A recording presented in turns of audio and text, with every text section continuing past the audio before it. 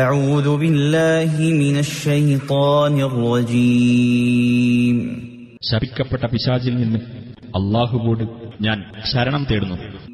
وإذ قال موسى لفتاه لا أبرح حتى أبلغ مجمع البحرين أو أمضي حقبا.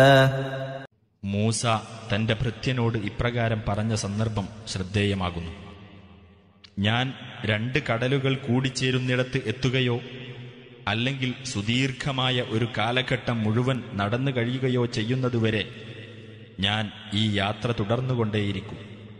فلما بلغا مجمع بينهما نسيا حوتهما فاتخذ سبيله في البحر سربا.